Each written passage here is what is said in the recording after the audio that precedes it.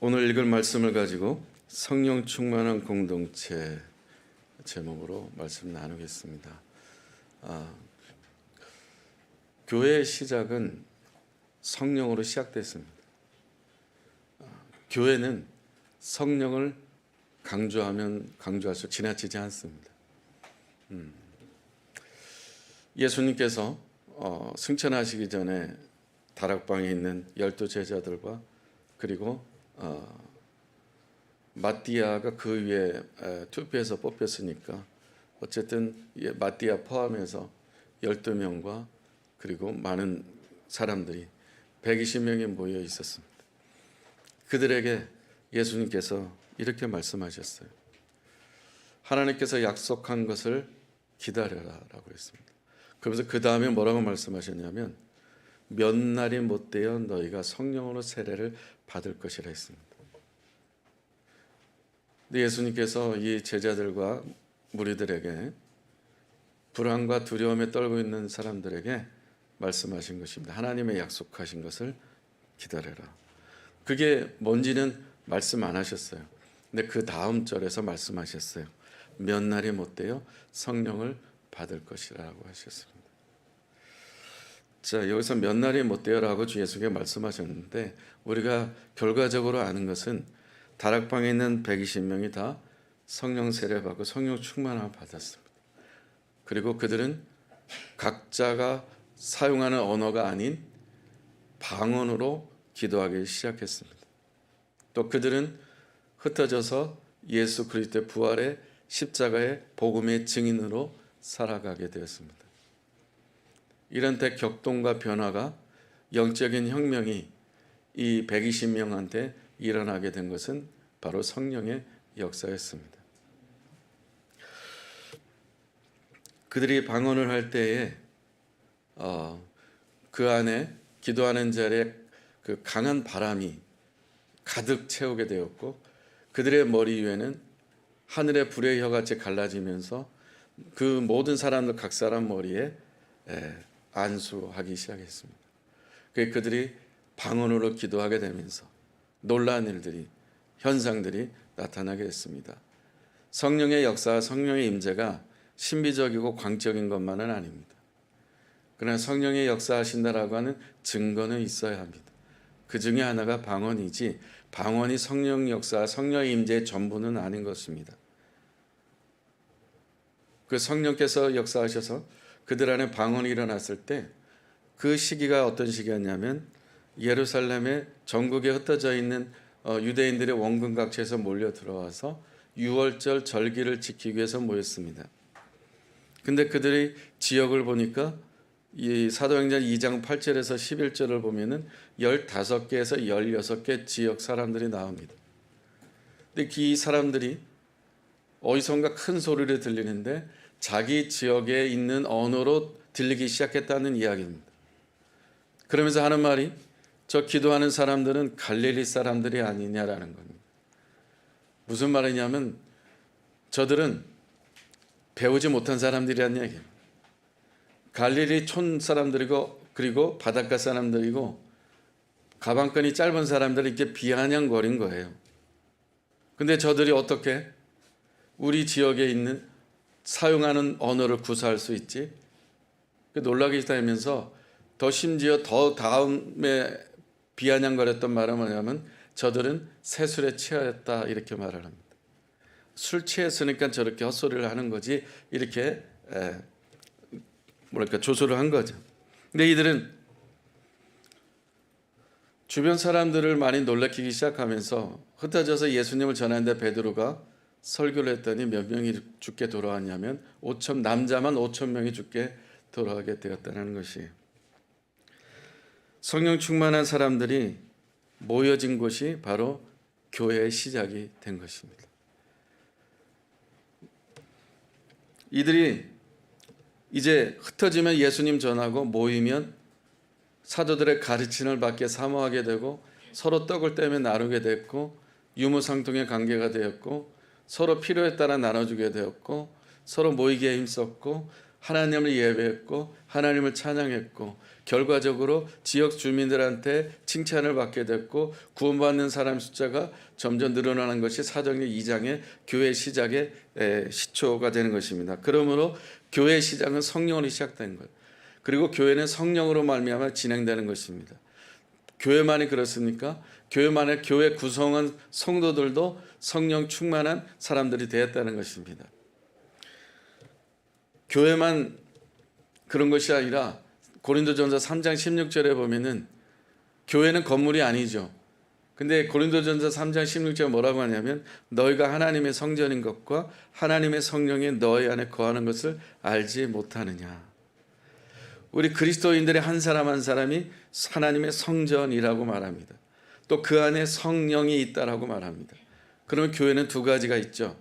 우리 한 사람 한 사람 그리스도인 교회인 것이고 그들이 하나님의 부르심을 입은 사람들의 모인 공동체 에클레시아가 성령으로 시작되고 성령에 감동된 사람들이 모인 곳이 바로 교회라고 하는 것입니다.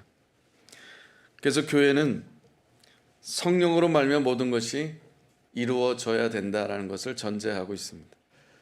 마찬가지로 성도들 한 사람 한 사람도 성령에 사로잡힌 삶을 살아야 된다는 것을 당연히 대명제를 갖고 있습니다. 사도행전은 별명이 있잖아요. 성령행전이라고 합니다. 모든 것들이 1장부터 28장까지는 성령의 흔적들이고 성령의 역사하신 결과물들이고 성령의 열매들입니다. 성령 충만한 성도들, 성령 충만한 교회, 바로 그런 일들이 쉬지 않고 2장에서부터 사도행전 2장에서 시작돼서 28장까지 계속해서 진행되고 있는 내용입니다. 예수님께서 제자들에게 질문합니다. 너희는 나를 누구라 하느냐? 라고 했을 때 베드로가 대답하죠. 마태복음 16장 16절에서 주는 그리스도시요 살아계신 하나님의 아들입니다. 그래, 이것은 내 혈육이 인해서 고백한 것이 아니라 하나님 아버지께서 고백하게 한 것이고 이제 그 이후에 그 고백 위에 내가 교회를 세울 것이다 라고 말씀하십니다.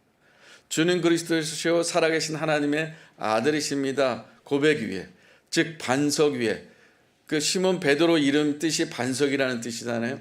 그 반석 위에, 베드로 고백 위에 교회를 세울 것이다 라고 말씀하십니다. 그래서 교회는 정리하면 하나님의 말씀과 성령이 충만해져 있는 곳이 바로 교회여야 된다.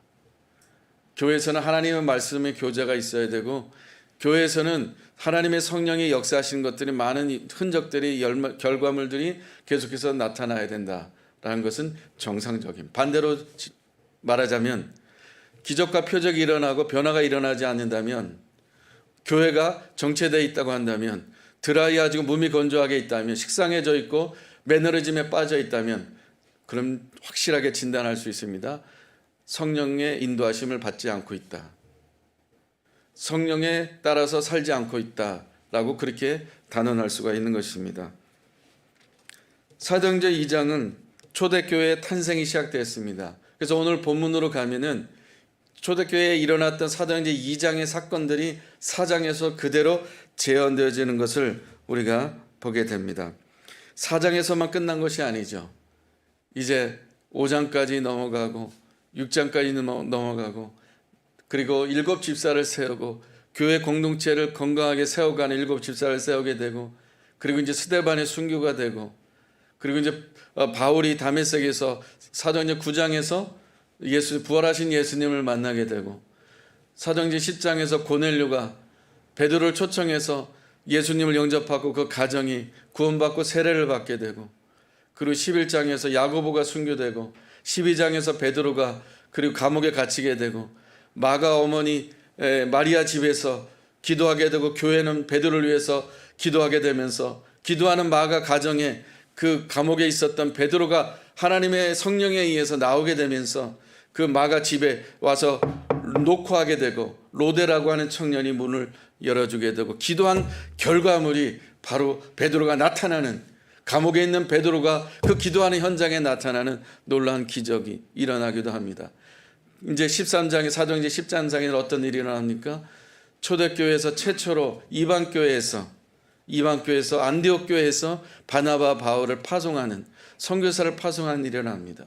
13장 14장 계속해서 선교 사역이 일어나게 되죠. 자, 28장에서 사도행전의 성령의 행전의 성령의 역사가 끝났습니까? 교회 사적으로 이제 2000년이 지났습니다. 성령의 역사가 지난 지 이제 2000년이 지났습니다. 영국 웨일즈에서 부흥운동이 일어났고, 미국 아주사에서 대부흥운동이 일어났고, 평양 대부흥인데 1907년도에 일주일 동안 평양 대부흥이 일어나면서 한국 땅에 부흥이 일어났습니다. 그런데 웨일즈가 어떻게 지금 변했습니까? 아주사가 어떻게 변했습니까? 평양 땅이 어떻게 됐습니까? 지금은 우리 삶이 어떻게 되었습니까? 한국교회 어떻습니까? 성도들은 어떻습니까? 계속해서 우리가 성령의 인도하심 따라 사도행전 29장을 써내려가는 성령의 사람으로, 성령의 행하는 사람으로, 성령의 주도하는 사람으로 우리가 살아가고 있는가? 우리가 한번 진지하게 고민하고 하나님 앞에 나아갈 필요가 있습니다. 함께하는 교회가, 우리 교회가 성령의 역사하는 교회가 되고 있는가? 성도들 한 사람 한 사람이, 모든 지체들이 성령에 민감하게 반응하고 순종하면서 나아가려고 하는, 예스하며 나아가려고 하는, 부드럽게 나아가려고 하는, 한 마음으로 나아가려고 하는 그런 모습들이 일어나고 있는가?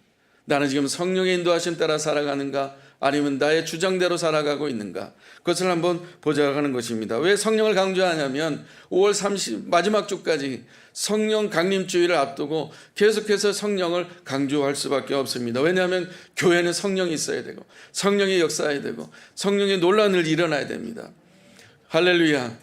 이 사도행전 4장에서 우리가 읽은 본문 말씀 앞절에서 우리 본문에서 어떤 기도를 하게 되냐면, 사도들이 너무나 열정적으로 복음을 전하고 5,000명이 들어오고 예수께 돌아오니까 장로들과 교회 지도자들이나 서기관들이나 관원들이 베드로와 요한을 불러 소환을 합니다. 시끄럽다. 너무 밀란을 선동하고 있다. 예수 그리스도를 전하지 말아라. 복음을 전하지 말아라. 근데 베드로와 요한이 뭐라고 답변합니까? 내가 보고 들은 것을 어찌 말하지 않을 수 있겠는가? 이게 증인입니다. 할렐루야. 내가 예수님을 봤고, 예수님을 묵상했고, 예수님의 음성을 들었고, 하나님 경험한 사람으로서 어떻게 전하지 않을 수 있겠는가? 직무위기라는 거예요. 그래서 베드로와 요한은 감옥에 들어가도 이 종교 지도자들이 감옥에 집어넣어서 그만 제발 좀 전하지 말아라. 근데 혐의가 없어요. 그때 성전 미문에 앉아있는 그 40살 된 그 사람을, 은과 금은 내게 없지만 내게 있는 것은 내게 주는 나사는 예수 그리스도의 이름으로 일어나 걸어라. 이 사람을 살리고 고치고 치유해서 예배자로 변화시켜주고 하나님 성전에 들어가 같이 예배하는 예배자가 되었습니다. 그런데 이것에 대해서 너무나 많은 사람들이 반응하고 죽게 돌아오니까 종교 지도자들이 베드로와 요한을 가둬버린 것입니다. 그만 좀 전하라. 시끄럽다. 그런데 베드로와 요한은 멈추지 않았습니다. 물리적으로 너희들을 우리가 감옥에 집어넣었지만 우리는 보고 들은 것은 말하지 않을 수 없다. 결국 혐의가 없어 풀려나면서 그냥 풀어내지 않고, 그냥 돌려보내지 않고 뭐라고 말합니까? 그만 좀 전하라. 이 말을 하면서 풀어줍니다. 그러면서 더 뜨거워지기 시작한 거예요. 핍박이 있었지만, 박해가 있었지만 하나님의 사람들, 성령의 사람들이 모여서 4장에서 사도행전 2장에 일어났던 사건보다 더 뜨겁게 기도하는데 3가지 기도합니다. 첫째는 하나님, 우리가 이 복음을 담대하게 전할 수 있는 담대함을 주세요. 두 번째는 우리가 병든 사람에게 손을 얹을 때 낫게 해주세요. 세 번째는 표적과 기사가, 기적이 나타나게 해주십시오. 이 3가지 기도했을 때 어떤 일이 벌어집니까?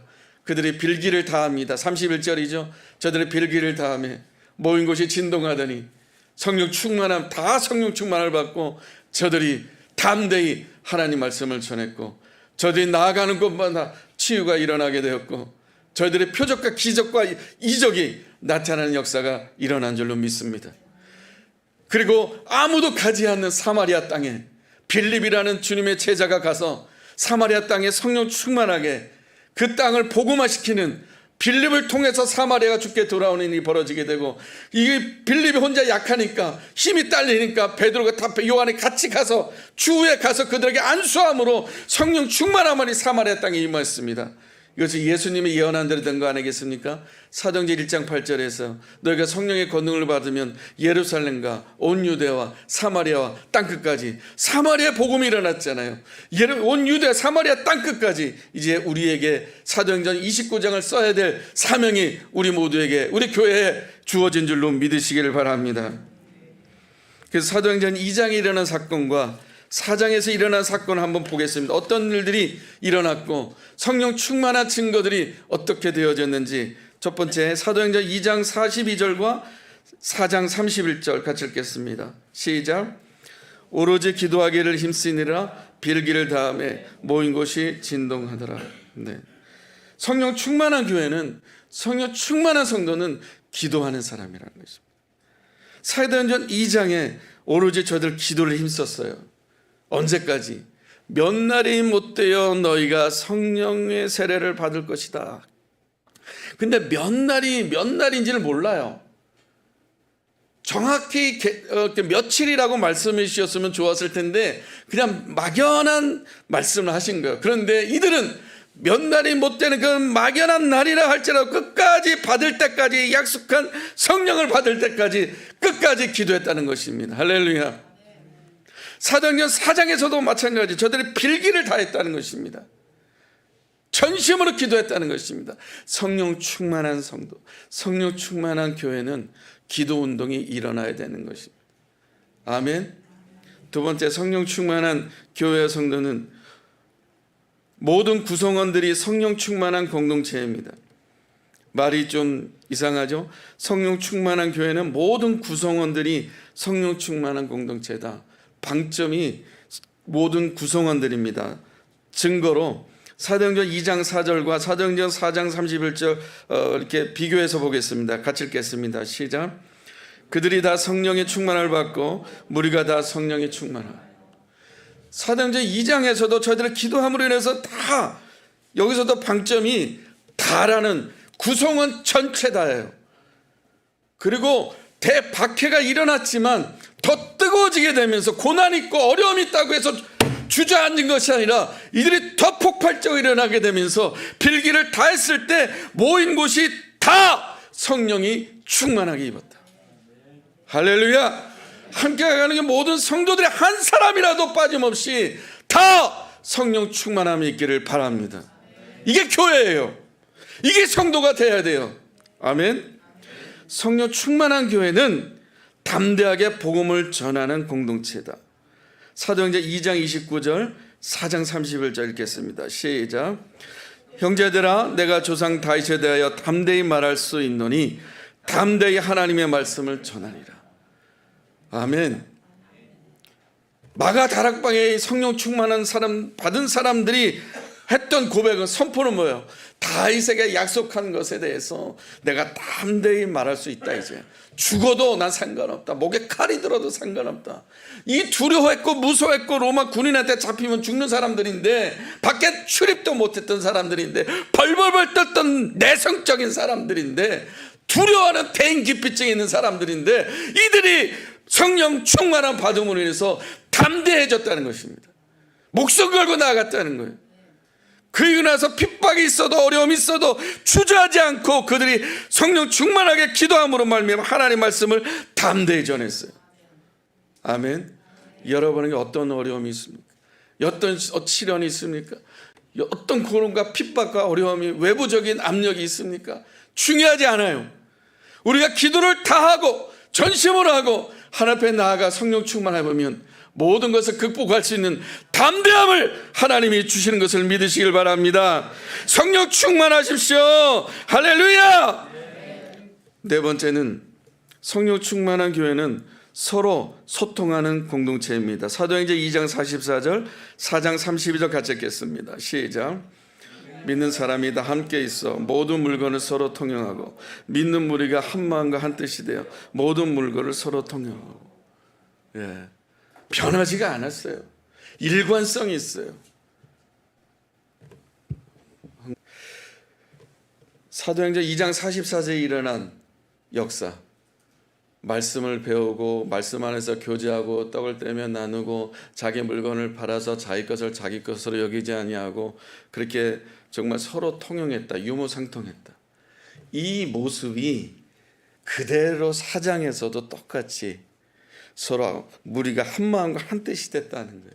성령을 하나 되게 하시는 거예요. 아멘. 성령을 하나 되게 다 함께 있어. 2장에서도 다 함께 있고 4장에서도 무리가 한 마음과 한 뜻이 되었고, 내 것 내 거고 네 것 내 거고가 아니라 다 주님의 것이기 때문에, 내 것도 주님의 것, 네 것도 주님의 것, 다 주님의 것이기 때문에 서로 통용하면서 이 물건을 서로 나누면서 왜 이렇게 나누게 되었는가? 성령 충만한 교회는 마지막으로 약한 자들의 필요를 나눠주는 공동체입니다.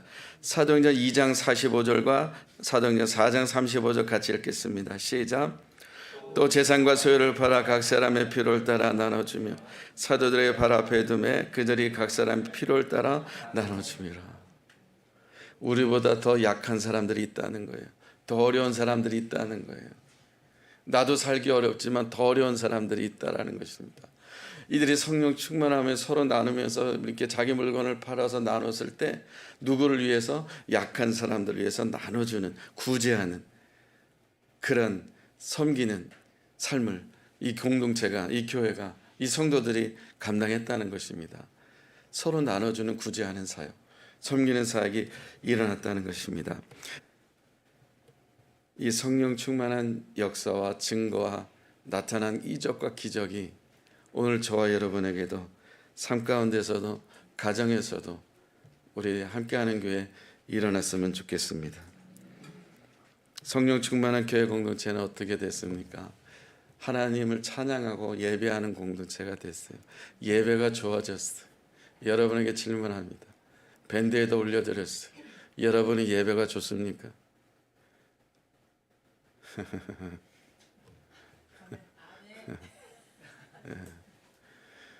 여러분 교회에 나가셔서 일상생활하면서 여러분 교회에 대해서 뭐라고 소개합니까? 내가 보고 들은 예수 그리스도를 직접적으로 이야기하지 못하더라도 출석하고 섬기고 사역하고 동역하는 교회에 대해서 뭐라고 얘기하십니까? 할 말이 없습니까? 여러분 예배를 좋아하시길 바랍니다. 여러분 교회를 사랑하시길 바랍니다. 아멘. 초대교회가 그렇게 교회를 사랑하고 같이 예배하고 예배가 좋았고 모이기에 좋았고 그리고 서로 떡을 떼면 나눔 교제했고 말씀 안에서 나눔이 있었고 그렇게 또 나가면 또 복음을 전한 일을 했던 이 사역이 사도행전 28장에서 끝나지 않고 오늘 저와 여러분들 통해서 주님 오시는 날까지 29장을 우리가 써내려갈 수 있는 29장을 함께 가는 교회가 써내려갈 수 있었으면 좋겠습니다. 중요한 적용입니다. 어떻게 하면 성령 충만함을 받을 수 있겠습니까? 어떻게 성령 충만을, 아까 말씀드린 기도마다 다 좋아요. 그 앞에 선행되어야 될 게 있어요. 어떻게 하면 성령 충만? 베드로가 설교하면서 사람들이 질문했어요. 그럼 도대체 마음이 막 찔리는데 어떻게 하라는 거야? 베드로가 뭐라고 했습니까? 회개하라고 했습니다. 회개하라. 회개하고 죄사함을 받으라. 다시 말해서 네 힘 빼라는 겁니다. 네 힘 빼라는 거예요. 네 자존심 버리라는 거예요. 죄라고 하는 것이 윤리적으로 도덕적인 죄가 아니라 여기서 성경에서 말하는 죄는 하나님을 경외하지 않는 것, 하나님을 진실되게 예배하지 않는 것, 하나님을 두려워하지 않고 마음대로 했던 것들, 근원적인 성경적인 죄는 그걸 회개하라는 거예요. 하나님과 관계없이 살았던 모든 것들, 내 마음대로 했던 모든 것들, 하나님께 묻지 않고 했던 것들, 마음을 찢으면서 회개하라. 내 힘 빼라는 거예요. 네 목소리 낮춰라는 것입니다. 무릎을 꿇으라는 것입니다.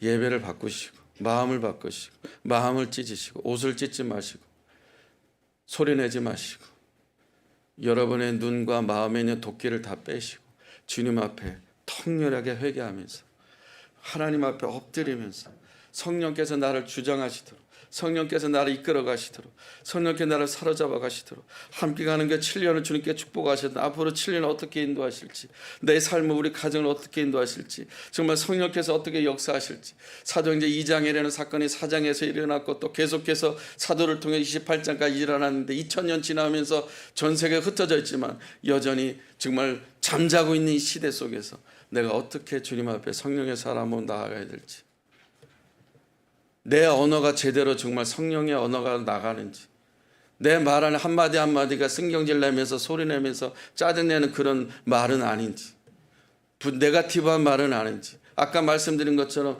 자해 시도하는 인도 학생 영향을 받은, 그러지 않았던 애가 우리 교회 나왔던, 몇 번이라도 나왔던 그 미얀마 학생이 똑같이 영향을 받았다는 거예요.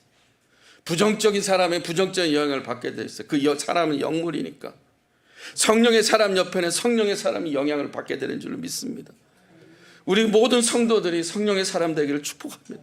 제발 부탁합니다. 성령의 사람 되십시다. 성령으로 충만하게 될 수 있도록 통렬하게 회개함으로 말미암아 여러분 가정의 삶이 부드러워지고 성령께서 마음껏 움직일 수 있는, 성령께서 나를 주장하는 삶이 될 수 있기를 간절히 축복합니다. 우리 찬양하겠습니다.